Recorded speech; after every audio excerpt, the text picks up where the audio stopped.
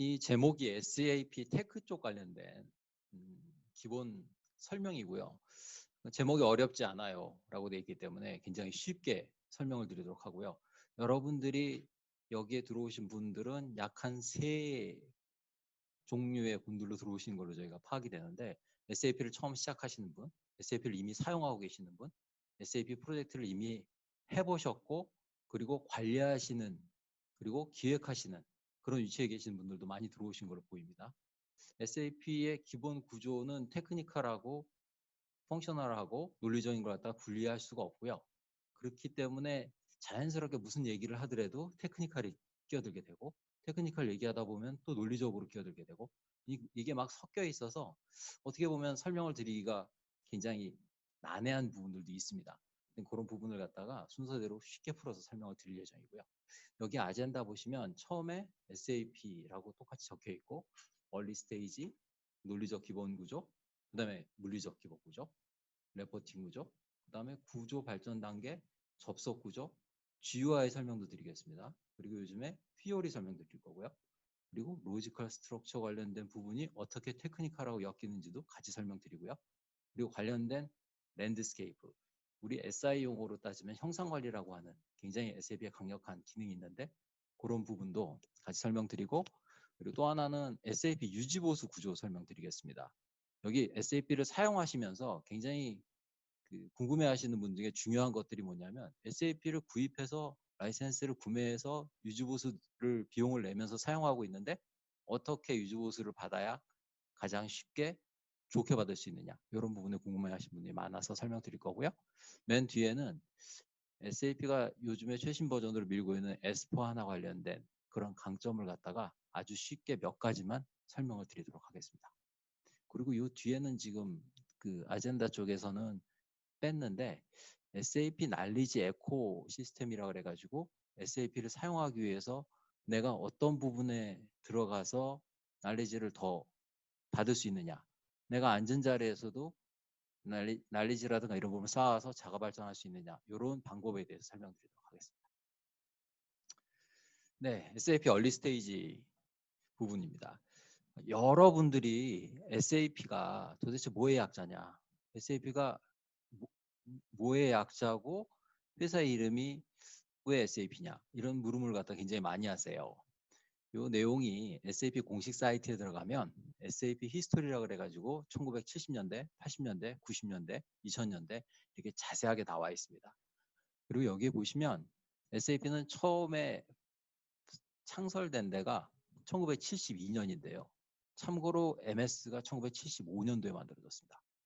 그래서 MS가 굉장히 오래된 회사라고 모두 알고 계신데, SAP가 사실 MS보다 한 몇 년 전에 탄생이 됐고요. 그리고 SAP 쪽에 만드신 흔히 말하는 파운더라는 분이 한 5분 계신데, 그분들은 원래 계시던 백그라운드가 IBM에서 계시다가 나오셔서 SAP를 만들게 됩니다. 그래서 여기 보시면 맨 처음에 만들 때는 시스템 어널리시스 앤드 프로그램 디벨롭먼트, 이 앞에는 독어로 되어 있는데요, 독일 사람이니까 이렇게 만들어서 했다가 한 76년도쯤에 이름을 살짝 바꿉니다. Systems, Application and Product in Data Processing, 이렇게 바뀌어서 요 2번 바뀐 것 때문에 그 SAP에 오래 몸담고 계신 분들도 이 부분이 어떤 게 맞다 어떤 게 맞다라고 설명이 2가지로 나눠지는 부분이 있습니다. 그리고 SAP는 처음에 파운더들이 만들 때 처음에 표방했던 비전 자체가 리얼타임 데이터 프로세싱을 갖다가 가지고서 이 회사를 처음에 만들었습니다. 1972년도에 그것도 리얼타임 데이터 프로세싱이라는 비전을 갖고 이 솔루션 컴퍼니를 만든 거고요. 그리고 그게 30년 기술을 등에 업고 한 10년 전서부터 진짜 리얼타임 프로세싱, ERP의 근본적인 사상을 갖다가 구현하는 기술적인 백그라운드를 가지고서 실제적인 리얼타임으로 커넥션하고 데이터를 뽑아보고 의사결정할 수 있는 정도까지 이 하드웨어라든가 기술이 따라잡게 됐습니다. 그리고 제가 여기 확대를 해가지고 하나 보여드리고 싶은 건요, SAP를 설명하면서 특히 이 2, 3년 내에 제일 중요하게 설명드리는 부분이 이 부분입니다. SAP가 ERP 솔루션으로는 사람들이 모르시는 분들이 굉장히 많습니다. 전체 IT를 하시는 분이 뭐 아레아 한글이라든가 MS 오피스, 뭐 오피스 365, 파워포인트, 엑셀 이런 건 잘 아시는데 SAP라고 그러면은 ERP 툴 중에서는 전 세계에서 제일 많이 사용하고 있음에도 불구하고 모르시는 분들이 많은데 숫자적으로 보시면요. 여기 내에서 보면 전 세계의 모든 수출입이라든가 아니면은 생산에서 판매돼 가지고 이 관련된 기업으로 돌아가는 모든 리소스의 약 70%가 SAP로 구현된 시스템을 통해 가지고 일어납니다. 요 내용을 여기에 써져 있는 내용이 그건데요. 전 세계의 실제적인 물동량이라든가 이런 부분의 약 70%가 SAP의 툴 위 기반에서 돌아간다. 라는 거가 이 ERP 솔루션이 이 지구상에서 제일 많은 사람들이 사용하고 있고 실제적으로 레비뉴를 많이 처리하고 있다는 거에 대한 반증입니다. 뒤에 많이 나오는 뭐 프로큐어먼트라든가 아니면 구매 솔루션이라든가 이런 뭐 아리바라든가 여러 가지들이 이 거대한 물동량을 다 처리하고 있는 거고요. 그리고 그 많은 사람들에 대한 임금이라든가 대금 지불이라든가 이런 부분들이 다 SAP 솔루션을 통해서 진행이 되고 있는 겁니다. 네. 그럼 다음으로 SAP 논리적 기본 구조를 갖다가 좀 설명드리도록 하겠습니다. 예전에 한 5, 6년 전만 해도 SAP를 갖다가 설명할 때는 그렇게 블록 구조에 판 타일 구조에 어디는 세일즈 앤 디스트리뷰션, 어디는 프로큐어먼트, 어디는 파이낸셜 이런 식으로 겹쳐져 있는 그림으로 많이 설명을 했는데요. 한 2, 3년 전부터 이런 그림으로 바뀌었습니다. 여기에 가운데 동그라미를 갖다 쫙 보시면 실제적으로 기업 내에 정보가 흘러 들어가는 걸 갖다가 표현을 하고 있는데요. 기업이라는 것이 기본적으로 모든 재화라든가 아니면 그 재무라든가 재화라든가 아니면 실물이 흘러감에 따라서 발생되는 전표 처리라든가 이런 부분들이 흘러가게 되는 건데요.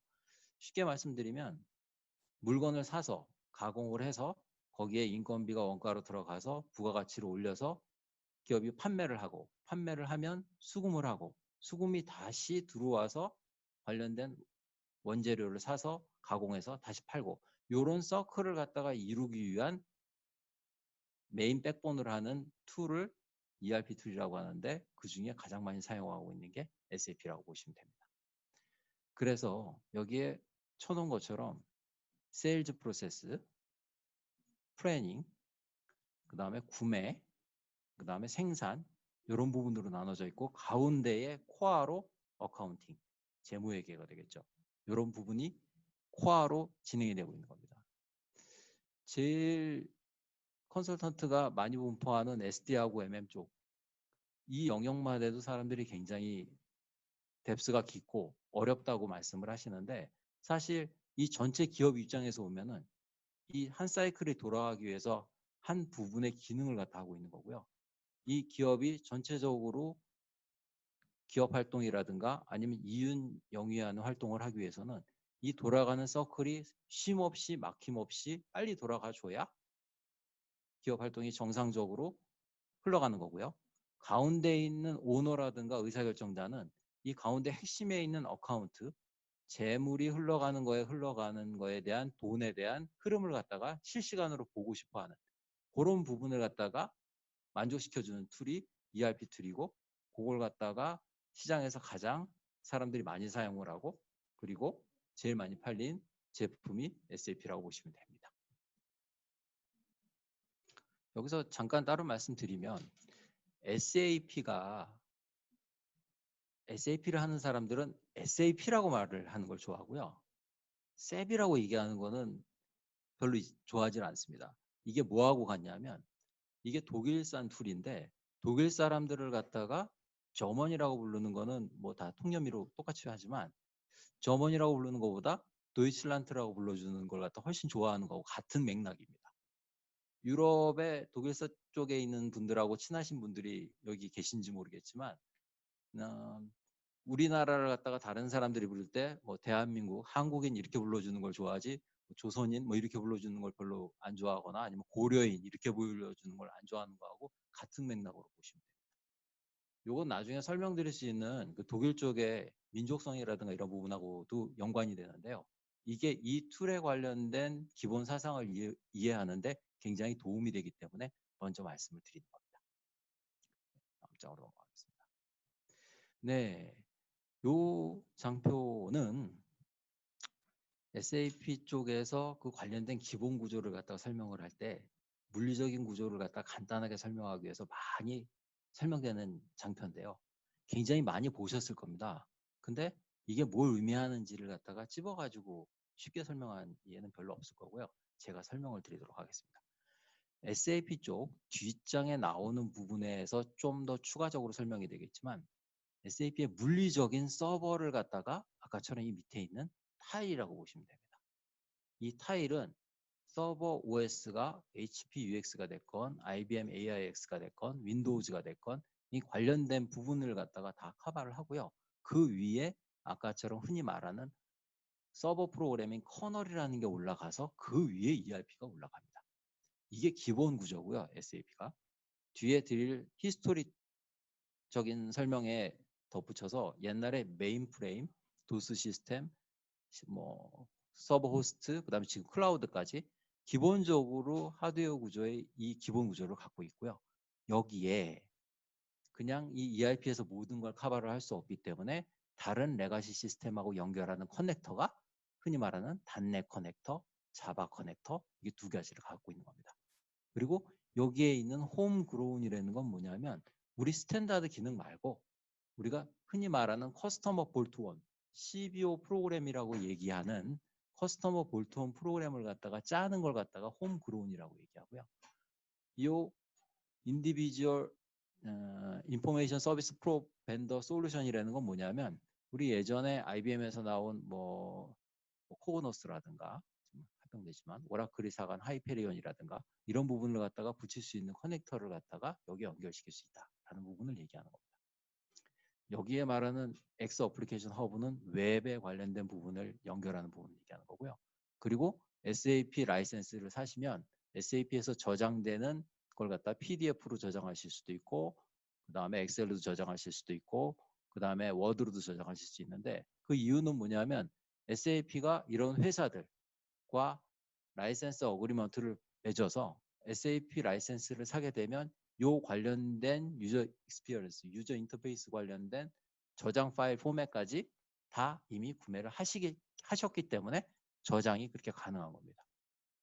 한글로는 저장이 잘 안 되죠. 그래서 한글 플러그인이라든가 이런 부분은 독립적으로 사야 되는 이유가 원래 라이센스에 그 관련된 어그리먼트가 포함이 안 돼 있어서 그렇습니다.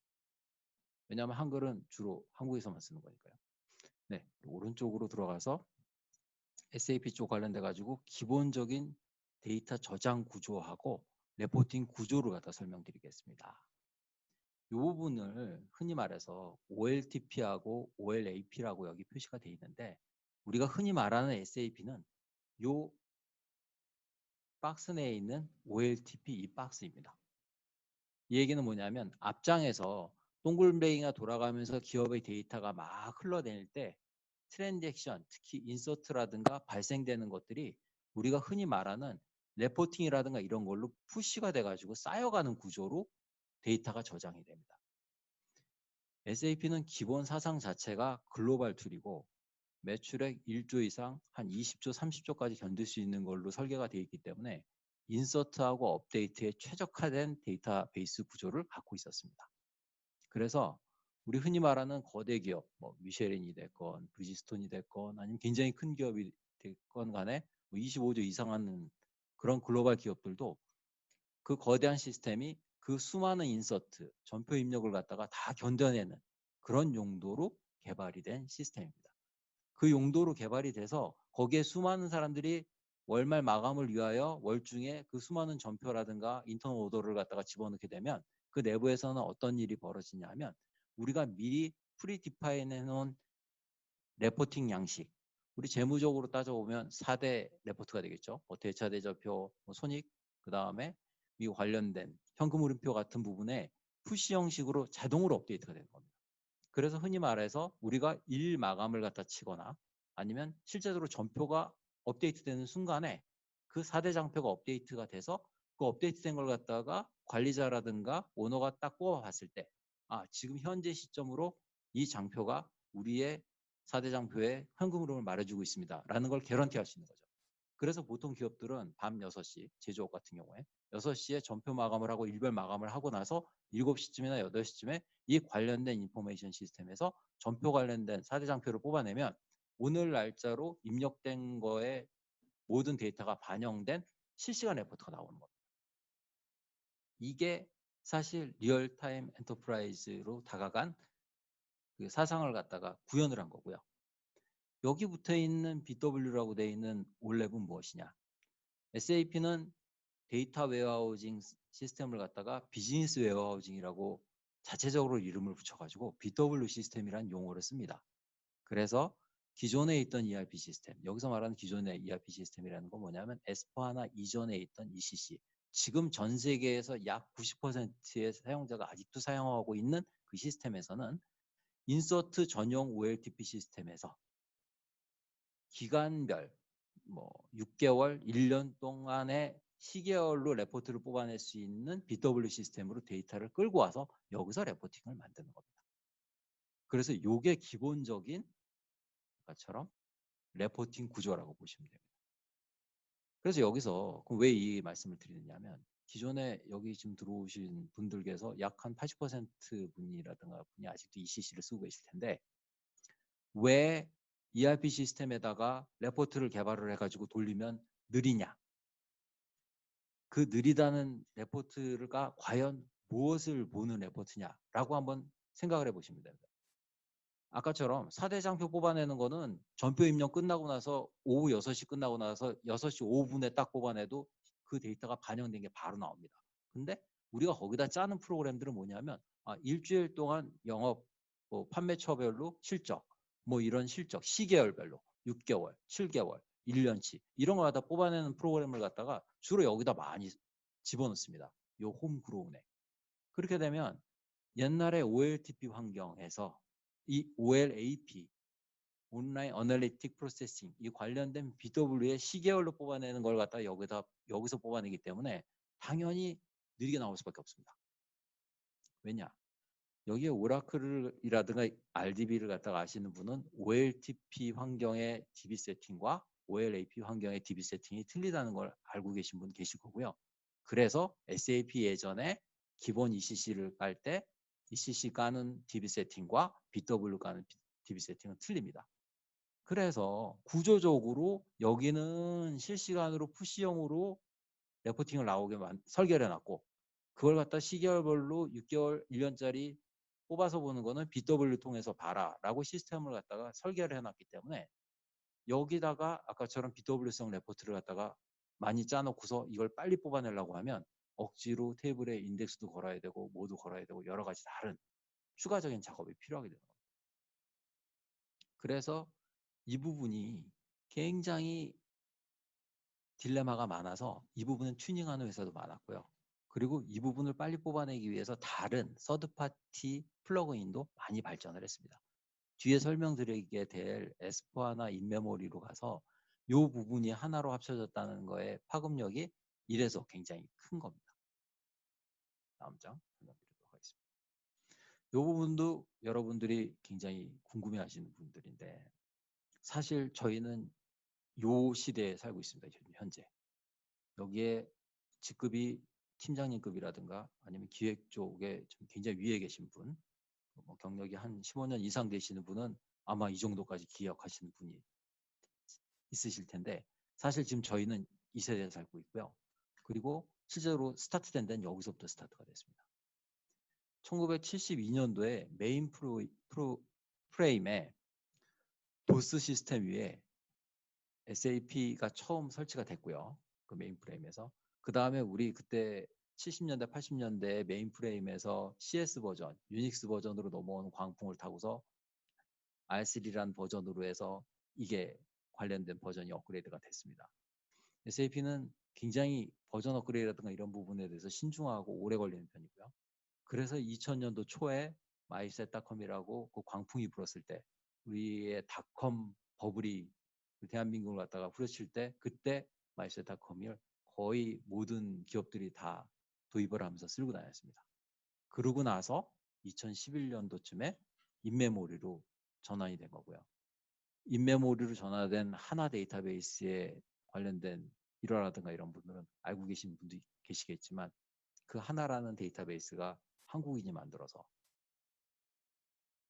사실 한국인이 만들어가지고 참 잘 나가고 있었는데 정책 금융을 받고 있다가 그게 끊어지면서 실리콘밸리로 갖고 가서 회사를 만들어서 오픈을 했는데 그걸 SAP가 사들인 겁니다.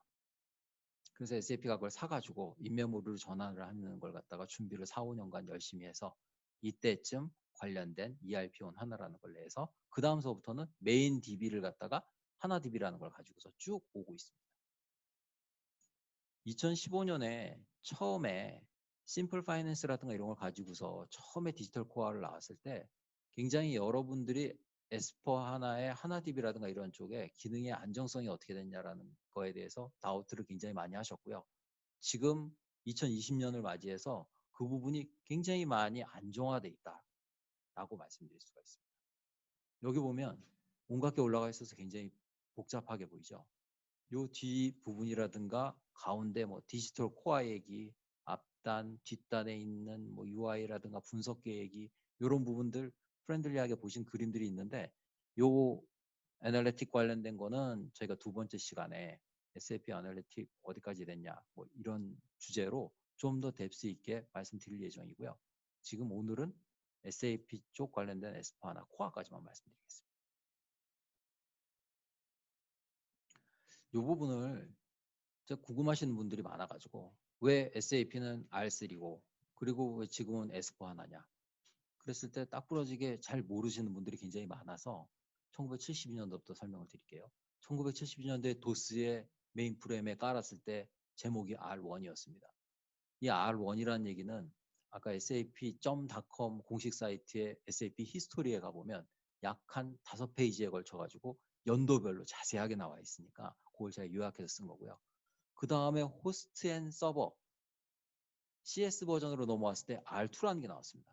여기에 화면 보시면 우리 옛날에 은행권에 그 까만 화면에 초록색 커서 다다다다다 치던 요런 거가 기본적으로 R2까지 있었습니다. 그래서 버전이 R1, 2, 3 이 버전으로 나가고요.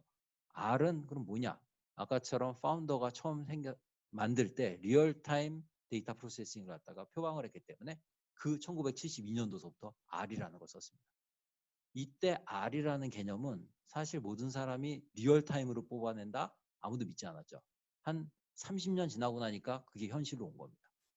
그래서 1999년도에 굉장히 중요한 시기를 겪게 되는데 1997년도쯤에 IMF가 와르르 나고 한국이 굉장히 들썩들썩 했다가 겨우 조금 풀려나갈 때쯤에 SAP R3가 국내 시장에서 전 기업들을 갖다 휩쓸었고요. 이때부터 우리 흔히 말하는 GUI라고 그래픽 유저 인터페이스 지금 굉장히 그 회색으로 칙칙하다고 여러 사람이 말씀하시는 그 화면이 처음 탑재가 됐고요. 그때 아까처럼 밑에 베이시스 웨어 어플리케이션 아까 두 번째 장 앞에서 보여드렸던 그 판때기 위에 올라가 있는 구조로 이때부터 발전이 된 겁니다. 그래서 여기서 ERP 뭐 2.4, 뭐 ERP 6.0 해가지고 코어 위에다가 토핑 형식으로 기능을 올리는 형식으로 발전을 했고요. 2015년도 여기 빨간 거 친 것처럼 이 다음서부터는 인메모리로 전환이 됐습니다. 그러면은 R3에서 지금 S4 하나잖아요. 그럼 R 다음에 S이기 때문에 S4로 간 겁니다. 그래서 S4가 된 겁니다. 하나는 뭐냐면 그 하나 데이터베이스를 갖다가 SAP가 인수를 할 때 그 한 사람이 조건이 이 데이터베이스 이름을 갖다가 나중에 이름을 걸어달라라는 게 구매 조건이어서 그 데이터베이스 이름이 하나 DB였거든요. 그래서 그걸 뒤에 붙이게 된 겁니다. 네. 그러면 요 다음서부터는 연이어서 시간 제대로 되고 있죠. 네. 기본적인 SAP 접속 구조를 말씀드리겠습니다. SAP 접속 구조가 왜 중요하냐면 백단에서 아무리 거대한 로직과 어마어마한 작업이 돌아도 유저는 맨 앞에 붙은 것만 봅니다.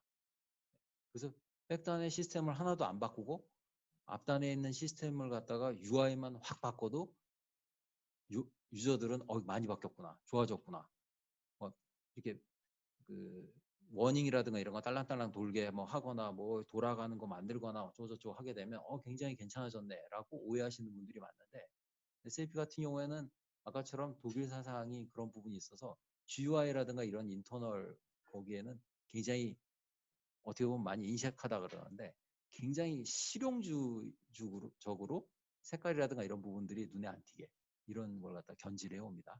그래서 이 뒤에 있는 그 백단 시스템을 갖다가 붙기 위해서 앞단에 크게 프레젠테이션 레이어에서 한 3가지로 구분을 해가지고 사람들을 붙게 만들었는데, 하나는 SAP GUI for Window라는 부분이 있었고요.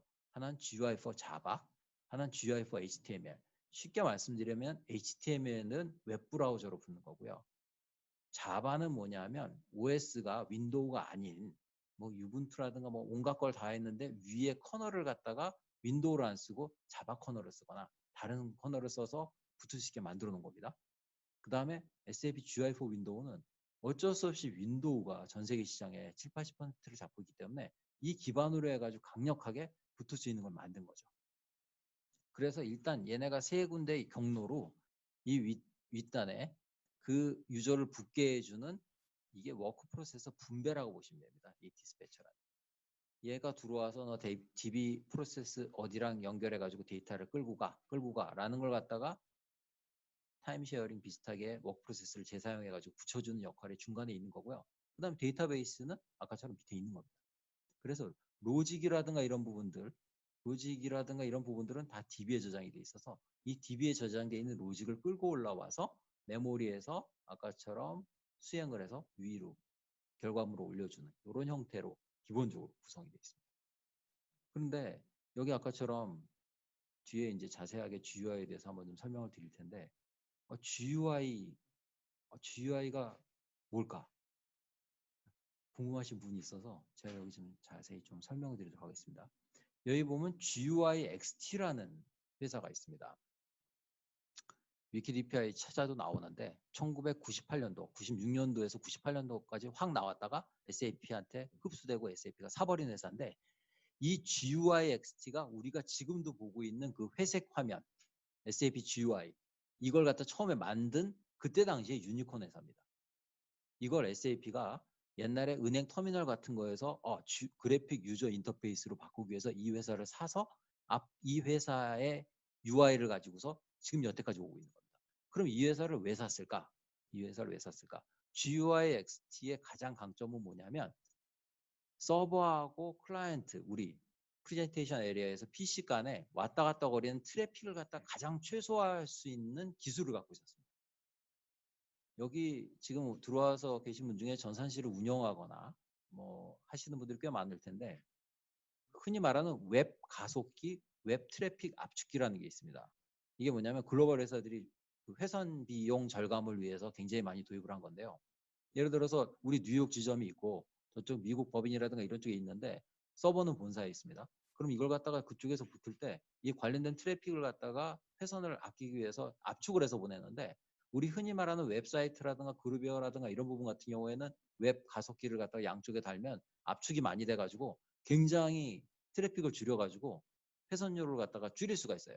근데 이상하게 SAP 쪽 트래픽은 그 웹 가속기를 갖다 붙여도 트래픽이 안 줍니다. 그 이유가 뭐냐면 이 GUI XT 얘네가 갖고 있는 기술 때문에 그렇습니다. SAP GUI를 PC에 깔 때 보면, 지금은 요즘에 깔 때 보면 한 거의 2기가 정도 깔리는데요. 그게 많이 깔린 이유가 뭐냐면 그 쿼리를 통한 그 데이터만 전송하고 나머지 화면은 전부 다 양쪽에서 커버를 해서 트래픽을 최소화시킬 수가 있는 거죠. 그래서 한 10년 전만 해도 SAP 같은 경우에 우리 흔히 말하는 베네수엘라의 사무소 같은 경우에는 모뎀을 꽂아서 연결을 해도 오더 집어넣는 데는 문제가 없었습니다. 지금도 마찬가지고요. 그래서 그 부분의 트래픽을 줄여가지고 하는 부분이 아주 강력하기 때문에 이걸 아직까지 버릴 수가 없는 거죠. 우리나라는 제주도까지 광냉이 들어가 있어가지고 어마어마하게 빠릅니다. 근데 외국은 아직 안 그렇습니다. 중국도 안 그렇고요. 우리는 전화하면 오전에 전화하면 오후에 아파트 단말기에다 광냉 꽂아가지고 바로 모든 인터넷이 빨리 그냥 개통이 되는데 일본만 해도 한 일주일 걸리고요. 그다음 중국 한 2, 3일 걸립니다. 도서상관 벽지 같은데 굉장히 오래 걸리고요. 유럽만 해도 관련된 광냉이라든가 이런 신청하고 나면 뭐 비즈니스로 해가지고 15일, 비즈니스 데이로 15일, 그러니까 일주일에 5일이죠. 3주 걸린다는 얘기입니다. 그러니까 아직까지도 전 세계적으로 봤을 때는 우리나라처럼 초고속 인터넷으로 돼 있는 데가 극히 적기 때문에 이런 그런 오지라든가 이런 데에다 공장을 짓고서 다 팔아먹어야 되는 그런 거대 기업들은 전부 다 이러한 특화되어 있는 툴을 갖다가 쓸 수밖에 없는 거죠. 그래서 이 GUI XT라는 걸 설명을 드렸고요. 그래서 요즘에는 그래도 전부 다 웹 쪽으로 올라가는 추세라서 POL이라든가 이런 쪽, HTML5 뭐 이런 쪽으로 다 올라가는 추세입니다. 근데도 불구하고 그렇게 올라가셔도 트래픽은 GUI 쓰는 것보다 늘어납니다. 확실히 늘어납니다. 여기 들어와 계신 분 중에 네트워크를 하시는 분이라든가 아니면 SAP 쪽 시스템이 있고 관련된 부분을 갖다가 네트워크 구성해 보셨던 분들은 이미 아시는 얘기겠지만요. 그게 GUI로 전부 다 3,000명 붙은 걸 갖다가 예를 들어서 피올이라든가 웹 GUI로 전부 다 어플리케이션 서버를 바꾸고 싹 바꾸면 트래픽 서너 배 뜁니다. 그걸 설명드리려고 그랬고요. 네, 그래서 아까 좀 전에 제가 어떻게 본의 아니게 굉장히 극찬을 하게 될 이 GUI를 갖다 좀 설명을 드리려고 하는데요. 이 GUI가 아까처럼 그 GUI XT라는 회사가 지금으로 따지면은 요즘에 뜨는 뭐 줌 같은 기업이라서 뭐 유니콘 기업이었는데 그걸 덥석 산 이유가 여기에 GUI에 무슨 커맨드 필드가 있고 메뉴 형태로 여기다가 스탠다드를 올려놓고 페이버릿으로도 여기다 올려놓을 수 있고 그다음에 여기 위에 있는 기능을 가지고서 내가 뭐 하고 있는지를 갖다 볼 수 있고 버전 관리되고 이런 부분에 대해서는 1998년도 입장에서 보면 굉장히 시장에 신선한 충격이었고 SAP가 하나를 산 것처럼 덥석 사서 쓸 수밖에 없는 이런 기능을 갖고 있는 거죠. 이게 비단 20년이 지났는데도 불구하고 지금도 웬만한 개발 툴이라든가 유저 인터페이스 툴보다 훨씬 기능이 괜찮습니다. 그리고 얘도 가만히 있는 게 아니라 15년 동안 버전 업그레이드를 했기 때문에 지금 15년 전에 있는 GUI랑 지금이랑 또 전혀 틀려요. 그래서 이걸 갖다가 제가 관련된 걸 갖다가 실습을 좀 보여드리도록 하겠습니다. 실습까지는 아니더라도 화면 공유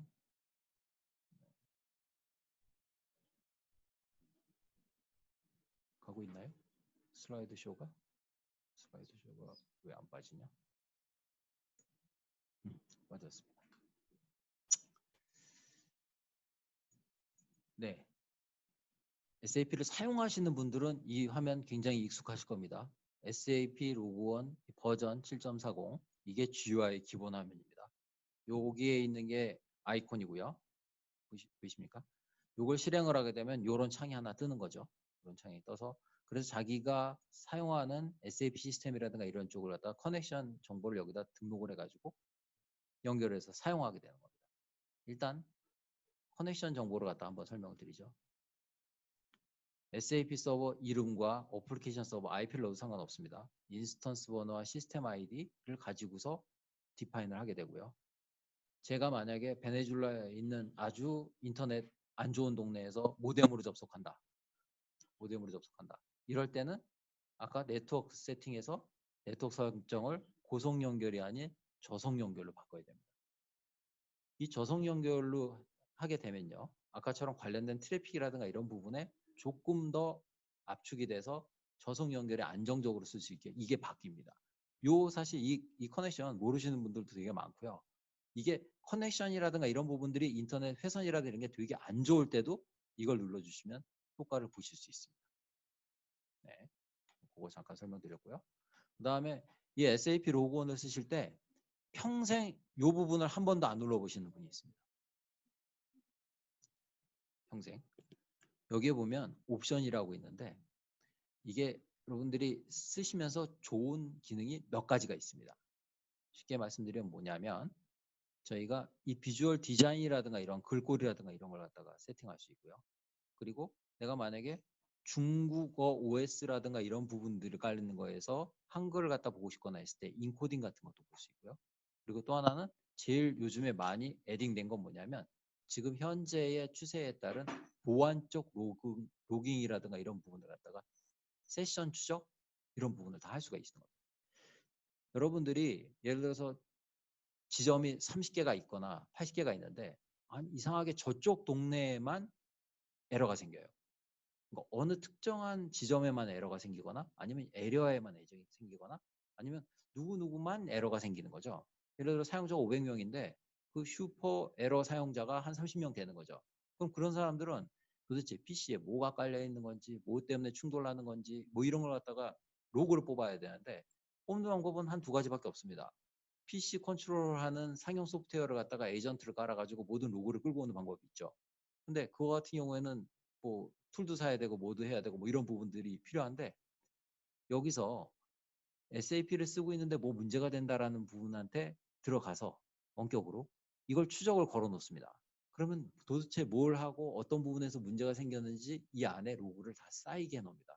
그래서 문제가 생긴 시점에 그 로그만 갖고 와서 분석을 하면 이 부분을 찾아낼 수가 있는 거죠. 사실 SAP는 이 세션 추적이라든가 이런 부분을 갖다가 우리 원격 데스크탑처럼 원격으로 조정할 수 있는 솔루션까지 갖고 있습니다.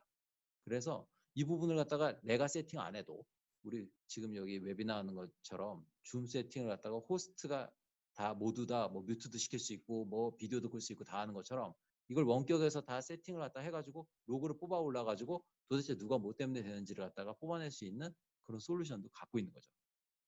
15년 전에는 이게 없었습니다. 근데 요즘에는 보안적으로도 뭐 때문에 문제가 되는 것들이 많아서 로그 추적 레벨 1, 2, 3 다 됩니다. 이 부분이 굉장히 강력한 걸로 됐고요. 그 다음에 좀 더 쉬운 걸로 가게 되면 여러분들이 개발 시스템 접속하거나 운영 시스템 접속하다 혹시 잘못 접속해가지고 개발해서 뭘 해야 되는데 운영으로 잘못 들어가가지고 사고를 치는 경우들이 되게 많습니다. 예, 그걸 갖다가 이 GUI 보면은 어느 시스템에 붙었는지 요 밑에 조그맣게 나오기 때문에 헷갈릴 수가 있어요. 그럴 때는 어떻게 하냐면 개발 시스템과 운영 시스템 들어갔을 때 이 화면 색깔을 바꿀 수가 있습니다. 여기서. 조정을 할 수 있습니다. 그래서 운영 시스템은 파란색, 개발 시스템은 빨간색 이런 식으로 해놓고 나면 생명을 제외하고는 굉장히 직관적으로 에러를 갖다가 회피할 수 있는 그런 제공을 합니다. 그러면 지금 한 시스템을 갖다가 들어가서 요 안에 있는 내용을 갖다가 가지고서 잠시 설명을 드리도록 하겠습니다. 여기 로고 언어를 갖다가 저는 항상 잉글리시로 들어가는 이유가 있는데 물론 한글 다 지원합니다. 근데 앞으로 뒤에 나중에 설명드려야 되는 모든 다큐라든가 이런 게 사실 독일어하고 영어 그 다음에 많이 나오는 게 일본어인데 대부분 영어로 되어 있기 때문에 메뉴 트리라든가 이런 걸 갖다 영어로 보시는 게 오히려 나중에 훨씬 좋습니다. 네, 이렇게 설명드리겠습니다. 우리 아까 장표에서 잠깐 나왔던 것처럼 여기에 트랜지션 코드를 쓸 수 있는 부분, 내 페이보릿을 갖다가 넣을 수 있는 부분, 모든 스탠다드 메뉴를 갖다가 메뉴 처리를 해가지고 이렇게 들어가서 찾아갈 수 있는 부분, 이런 부분들이 굉장히 강력한데요. 왜 강력하냐면 저도 SAP를 쓴 지가 굉장히 오래됐지만 이 앞에 흔히 말하는 이 트랜지션 코드라는 걸 갖다가 요 SPRO라는 걸 갖다가 여기다 치면 거기로 들어가집니다. 프로그램이. 예, 이렇게 들어가지는 거죠. 근데 이 T코드가 굉장히 많거든요. 트랜지션 코드가. 이거를 한 십몇 년 하면 한 몇백 개는 외울 수가 있는데요. 이게 또 많이 바뀌어요. 그러니까 이걸 갖다 외우시지 마시고 저는 레코멘데이션을 이렇게 트리로 들어가시는 걸 갖다가 레코멘드 드립니다. 내가 만약에 SD 쪽에 뭘 한다. 그러면 로지스틱 밑에 이 관련된 로지스틱, 에리, 이스큐션 이쪽에 인바운드 프로세스 이렇게 찾아 들어가서 하시는 걸 갖다가 레코멘데이션 드립니다. 이 T코드는 너무 많아서 외우는데 한계가 있습니다. 그래서 저도 BC를 그렇게 오래 했지만 T코드도 그렇게 많이 외웠지만 실제적으로 제가 가릴 때는 BC 모든 T코드에 대한 메뉴는 툴스 밑에 여기에 어드민스트레이션 밑에 혹은 CCMS 밑에 여기 다 있습니다. 라고 가르쳐 드립니다. 그래야 나중에 메뉴가 얼마나 바뀌던 버전이 S5가 나오던 6가 나오던 들어가서 다 찾을 수가 있는 거죠. 여기서 SM0 하나 이거 하나 외운다 그래가지고 이거 자주 바뀌거든요. 저도 한 10몇 년 만에 이게 바뀌어가지고 뭐 SM0 하나 언더바 올드 뭐 이런 식으로 옛날 T코드 불러서 쓰는 경우도 있어요. 그러니까 메뉴 트리로 배우시면 돼요. 그리고 또 하나 이제 재밌는 걸 설명드리면은 SAP 쪽은 이 서버에서 프린팅을 갖다가 직접 날릴 수 있기 때문에 자기가 뭘 프린팅을 날렸을 때 그게 서버에서 다 모니터링이 돼요. 근데 이런 경우가 있죠. 특히 송장 같은 거 많이 뽑으려고 그랬을 때 A라는 지점에서도 송장을 날리고 B라는 지점에서도 송장을 날리고 D라는 지점에서 송장을 날리는데 그게 예를 들어서 서버의 프린터 큐에 한 군데서 몰리기 때문에 내 프린터가 얼마만큼 걸려있고 나올 기미가 있는 건지를 갖다가 확인하려고 하면 여기에 아까처럼 관련된 my object라든가 아니면 리스트에 자기 관련된 own spool request 부분을 갖다가 보실 수 있습니다. 여기 보면 자기 스풀 리퀘스트가 여기 나오는 거죠. 이 약간 팁이긴 한데 여기서 다른 프린터보다 조금 더 빨리 나오게 순서를 바꿔줄 수도 있어요. 근데 지점 같은데 이런 걸 잘못 알려드리면 난리가 납니다. 왜냐면 서로 먼저 뽑겠다 그래가지고 서로 이렇게 순서를 올리다 보면 꼬이니까 이제 그런 방법도 있다라는 것까지만 설명을 드립니다. 왜냐하면 오늘 들어오신 분들 중에서는 지점에서 송장을 갖다 출력을 직접 하시는 분까지는 없을 것 같고요. 그걸 관리하시는 레벨에 계신 거라고 생각을 하고 말씀드립니다. 그래서 아까 말씀드렸던 이 GUI의 색깔이라든가 이런 걸 갖다가 여기서 바꿔줄 수가 있고요. 그래서 저 같은 경우에 예를 들어서 나가 보겠습니다. 시스템이 이렇게 여러 가지가 있어서 예를 들어서 뭐 BW다. 그럼 색깔 들어갔을 때 색깔을 바꿔주면 여러 시스템 관리하는 사람의 에러를 줄일 수가 있습니다. 저도 시스템 잘못 들어가가지고 QA인 줄 알고 운영에 들어가서 데이터 날려 경험도 있고요. 그런 걸 갖다가 나중에 다른 사람들은 반복하지 않기 위해서 이런 팁을 알려드립니다. 그래서 GUI까지 조금 설명을 드렸고요. 그 다음에 제가 이대로 보이십니까? 다음 장으로 넘어가도록 하겠습니다. 그리고 이제 넘어가기 전에 요거 하나만 더 설명을 드릴 텐데 여기 우리 흔히 말해서 F1 헬프를 누르면 이 어플리케이션에 대한 설명이 뜨는데요. 이게 여기 보면 헬프 버튼이 있죠. 이 헬프 버튼을 누르면 내가 지금 현재 흘리고 있는 스탠다드 화면에 대한 설명이 뜹니다. 그리고 SAP를 사시게 되면 SAP 헬프라 그래가지고 CD로 큰 걸 갖다가 주시는데 그걸 갖다가 예를 들어서 내부 서버에다 올려놓고서 링크를 이해하고 세팅을 잡아주면 이거 관련된 헬프가 자동으로 끌고 와서 여기서 보여주게 세팅 잡을 수 있고요. 그리고 요즘에는 SAP에서 이름이 이제 Enable Now라고 바뀌었는데 그전에는 워크 퍼포먼스 빌더라고 그래가지고 WPB라는 이름으로 불렸습니다.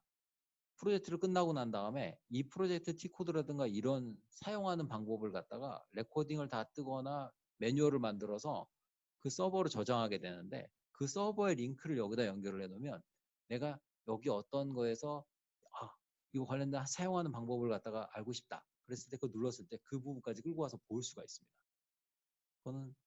그걸 구현을 해서 다큐멘터리 링크만 세팅을 잡아두면 얼마든지 쉽게 볼 수가 있는 거죠. 우리 업무 시스템에서 업무 매뉴얼 관리를 갖다가 이걸로 한다라고 보시면 됩니다. 그 다음에 피오리 설명을 드릴 텐데요. 피오리 쪽에서는 제가 설명을 갖다가 한 3가지만 드리도록 하겠습니다. SAP는 요즘에 피오리를 엄청나게 밀고 있습니다.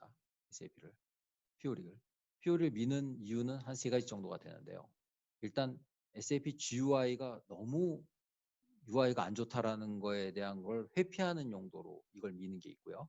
그다음 또 하나는 뭐냐면 여기에 있는 것처럼 트랜잭셔널, 애널리티컬, 팩트시트 이런 걸 갖다가 구현하기가 얘가 쉬워서 그렇습니다. 옛날에 SAP GUI에서도 워크플로우 세팅이라고 그래가지고 이런 게 있었어요. 자기가 어떤 워크플로우를 갖다가 하게 돼서 내가 이걸 갖다 입력을 하게 되면 누가 검수를 하게 되고 그걸 갖다가 승인을 해야 돈이 나간다. 뭐 이런 식으로 워크플로우를 갖다 만들어 놓은 게 있었는데 이걸 갖다가 꼭 아까처럼 메뉴 트리에 있는 어떤 걸 갖다가 들어가서 해야 되는 거죠. 그리고 그걸 갖다가 순서대로 페이보릿에 올려놓고서 그 순서대로 눌러가면서 업무를 하라고 가르쳐 줬는데 요즘은 어떻게 하냐면 찾아가는 업무 서비스 너는 이것만 해. 이런 식으로 이런 웹사이트에다가 네가 해야 될 거라든가 봐야 될 걸 타일 형식으로 아예 박아 넣어주는 겁니다.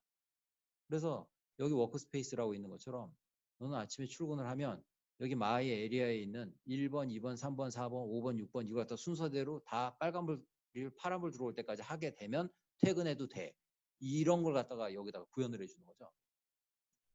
그리고 나서 모르면 여기 있는 헬프 버튼 누르면 아까처럼 이네이블 나우 같은 데서 하는 방법, 전표 치는 방법, 포스팅하는 방법 이런 걸 그냥 막 볼 수 있게 이렇게 한 군데다 모아놓는 겁니다. 그럼 이게 무슨 효과가 있냐면 루키가 들어와도 잘하는 사람처럼 일단 빵꾸 안 나게는 해요. 그러니까 마감 치는데 빵꾸 안 나게 이 부분을 갖다가 프로세스를 돌릴 수가 있는 거죠. 그리고 그러면 그걸 오퍼레이션 하는 사람 단에서는 그렇게 만들어 놨기 때문에 일을 갖다 좀 편하게 하고 넌 이것만 해. 그리고 이것만 하는 사람을 교육하고도 편하게 만들어 놓은 것 때문에 PO리를 많이 쓰고 있고요. 그걸 트랜잭셔널이라는 레벨로 봅니다. 그 다음에 아날리티컬은 뭐냐면 이건 전략기획팀장이라든가 아니면 재무팀장이라든가 이런 사람들이 밑에 사람한테 오늘까지 뭘 반영해서 뭘 레포트를 갖고 와봐 라는 걸 갖다가 자동으로 자기의 대시보드에 그냥 뜨게 파일 형태로 붙여버리는 거죠.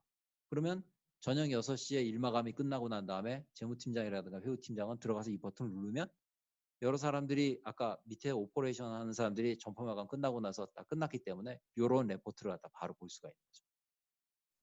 팩트시트는 조금 더 상위의 레벨을 올라가는 겁니다.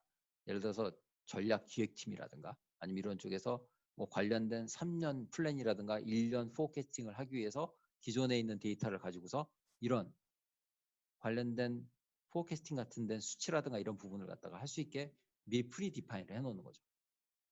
요게 왜 가능한지가 이제 뒤에 나오는데 기술적으로 뭐 때문에 가능한지가 뒤에 나오는데 이런 식으로 UI를 갖다가 단순화시켜 가지고 흔히 말하는 롤 베이스로 사람마다 나눠줘 가지고 이 일의 생산성과 그리고 리플레이서블을 갖다가 올리는 용도로 이 툴을 발전시켜 온 거죠. 유연한 노동시장을 만들 수 있는 강력한 툴이라고 보시면 됩니다. 그리고 이 뒤에 이제 여러분들이 많이 헷갈려 하시는 부분이라서 제가 4가지 그림을 갖다가 한 장표에다가 같이 올렸습니다. 보통 이걸 4가지 장표를 한 장표에 안 올려서 설명을 해요. 왜냐? 요거 보시면 여기 SAP의 제일 상위 개념인 클라이언트가 있고 컨트롤링 에어리가 있고 뭐 컴퍼니 코드가 있고 그다음에 오가니제이셔널 유닛이 있고 포지션이 있고 세일즈 오가니제이션 디비전 플랜트 요건 SD 쪽에서 나온 얘기인 것 같이 보이죠? 세일즈 앤 디스트리뷰션. 그다음에 이거는 뭡니까? 지오메트리컬하게 전체적인 엔터프라이즈 뷰 밑에 컴퍼니가 붙어서 밑에 플랜트가 붙어가지고 이렇게 돼. 이건 PP 쪽에서 나온 그림 같죠? 요거는 아까처럼 플랜트 있고 스토리지 로케이션 있고 MM 쪽이라든가 이런 쪽 관련돼서 이런 얘기가 계속 반복적으로 나옵니다. 이게 뭘 의미하는 거냐면 요 오른쪽에 있는 그림은 저희처럼 테크니컬 컨설턴트라든가 이런 쪽에 있는 사람들이 클라이언트 몇 번이 있고요. 밑에가 뭐 레포지토리가 어떻게 이런 얘기가 여기에 나와 있습니다. 근데 얘가 같은 서버에 같이 올라와 있는 거죠. 그럼 얘네가 도대체 무슨 연관이 있느냐 보시면 우리는 이 툴 자체가 멀티내셔널, 멀티 컴퍼니를 갖다 지원을 하는 툴이라고 SAP는 사상이 그렇게 돼 있고요. 그렇다 보면 뭐냐면 여기에 있는 것처럼 한국에 있는, 일본에 있는, 유럽에 있는, 미국에 있는 회사들, 지점들, 법인들을 갖다가 한꺼번에 끌어모아가지고 전 세계 매출이 나와야 되는 겁니다. 우리는 회계법도 전 세계는 2가지로 나눠져 있습니다. 영미법하고 그 다음에 라틴법. 일본 같은 경우에는 미국하고 회계 처리하는 기본 법 자체가 틀려요. 러시아도 마찬가지입니다. 그래서 이 2개 나눠져 있죠. 근데 이걸 갖다가 한 시스템으로 묶어야 되면은 뭐냐면 예를 들어서 영국 같은 경우에는 영미법으로 쓰고 일본 같은 경우에는 라틴법으로 쓰는 걸 갖다가 이 밑단에서 세팅을 할 수가 있어야 되는 거죠. 그래서 여기에 있는 것처럼 컴퍼니 코드를 나눠서 밑에 나라별로 회계를 갖다 따로 세팅을 할 수가 있는 겁니다. 근데 그럼 위에 있는 컨트롤 에리어는 뭐냐? 컨트롤은 CO라고 하는데 우리말로 하면 관리회계죠. 우리가 코카콜라라는 회사를 만약에 가정으로 따지면 코카콜라는 전 세계 모든 지점의 법인을 갖고 있는데 광고를 갖다 글로벌하게 하나로 때리는 거죠. 그래서 예를 들어서 북극곰이 방방 뛰어다니는 걸 갖다가 하고 나서 미국 얼마 낼래, 영국 얼마 낼래, 아프리카 얼마 낼래 하려고 보면은 비용 배분을 하기 위해서 그 위에 하나의 하이라키가 더 필요합니다. 그래서 관리회계를 위한 컨트롤링 에리아는 컴퍼니 코드보다 위에 있는 거죠. 그래서 이런 여러 가지 업무상의 니즈를 갖다가 만족시키기 위한 하이라키 구조를 갖다가 모듈별로 다 갖고 있는 겁니다. 그래서 이걸 갖다가 우리 흔히 말하는 FI 컨설턴트가 얘기할 때는 이런 식으로 얘기하고 SD 컨설턴트가 얘기할 때는 이렇게 얘기하고 이런 식으로 얘기하는 거죠. 그러면 이게 그럼 시스템적으로는 뭐냐? 아까처럼 이 컨트롤링 에리아 윗단에 있거나 아까처럼 클라이언트 넘버로 아까처럼 대단위로 나뉠 수 있는 거죠. 여기 자세히 읽어보시면 클라이언트 디펜던트 커스터마이징 그 다음에 클라이언트 인디펜던트 커스터마이징 이게 있는 겁니다. 뭐냐면 클라이언트 107번과 8번은 이 클라이언트만의 영향을 주는 커스터마이징 흔히 말하는 컨트롤 에리아가 여기 들어가는 거죠. 우리 말하는 컴퍼니 코드 밑에 플랜트라든가 이런 레벨들은 다 여기에 있는 거고요. 그 다음에 이 크로스로 가는 건 뭐냐 하면 우리 말하는 뭐 타임 존, UTC 플러스 9, 그 다음에 관련된 크로스 클라이언트 세팅들이 여기도 따로 올라갑니다. 테크니컬하게 올라가는 거죠.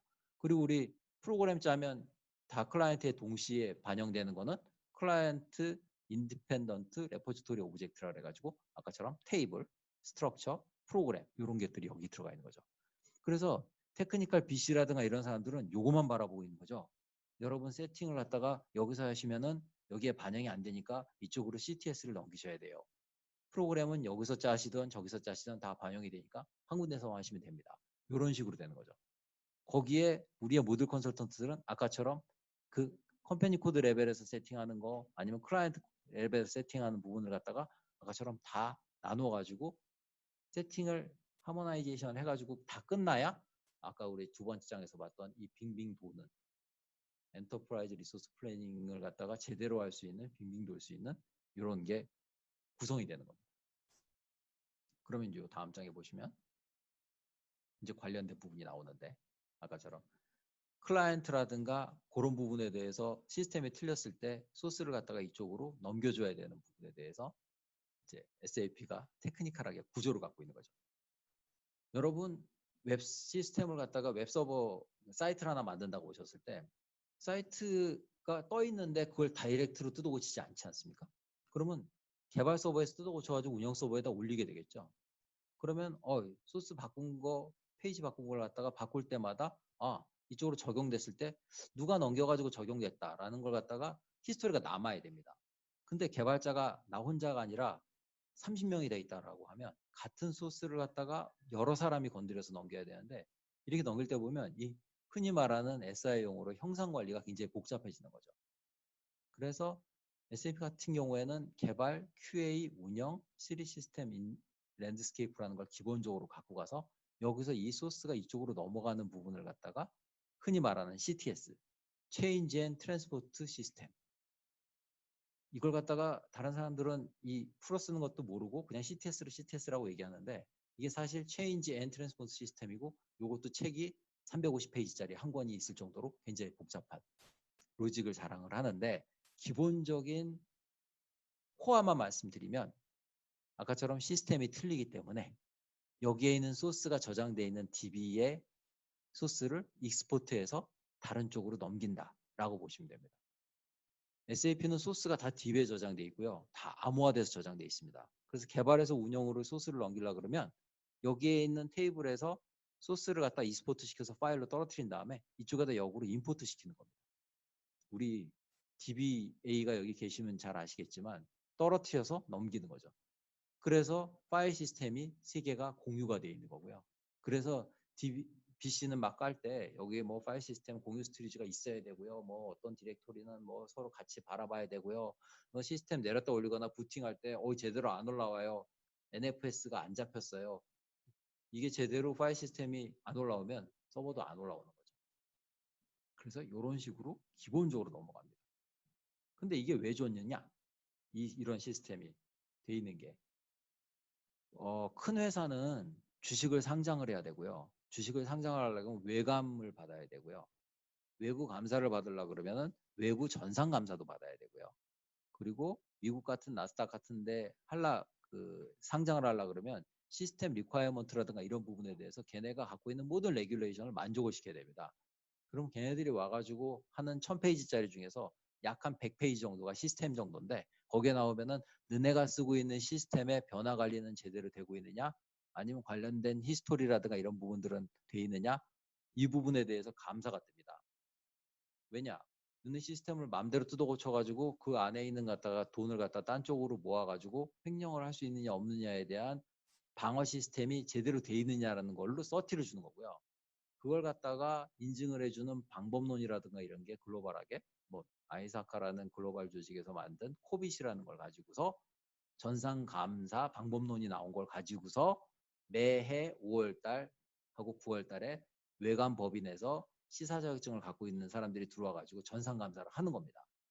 여기에서 듣고 계신 분들 중에서 약 절반 이상은 전산감사 들어왔을 때 레포트를 어떤 걸 내놔라라고 했을 때 뭘 뜯어 고쳤는지 증적을 내놓고 이거에 대한 요청 메일이 어떤 거였는지 어떤 워크플로우를 했는지를 갖다가 다 증적을 내보신 적이 있을 거예요.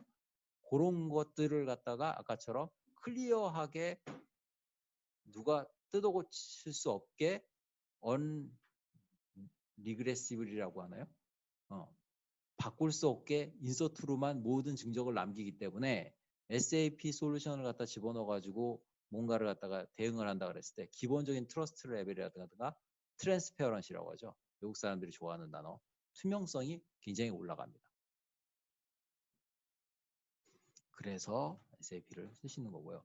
여기에 있는 책은 아이사카라든가 그런 데서도 SAP ERP용의 보안 감사, 통제 이런 방법론을 갖다 따로 아예 내고 있어요.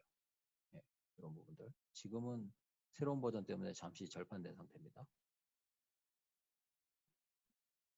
네. 그리고 또 궁금해하시는 분 중에 유지보수 구조 설명을 갖다가 드리려고 하는데요.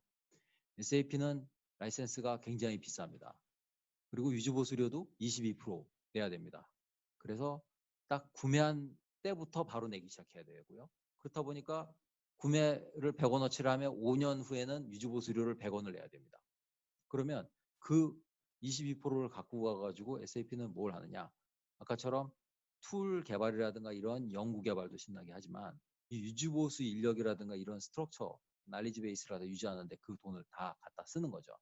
근데 여기 들어오신 분들 중에서 굉장히 많이 물어보시는 게 유지보수료는 엄청나게 많이 내는데 SAP에서 뭘 받는 게 없는 것 같다.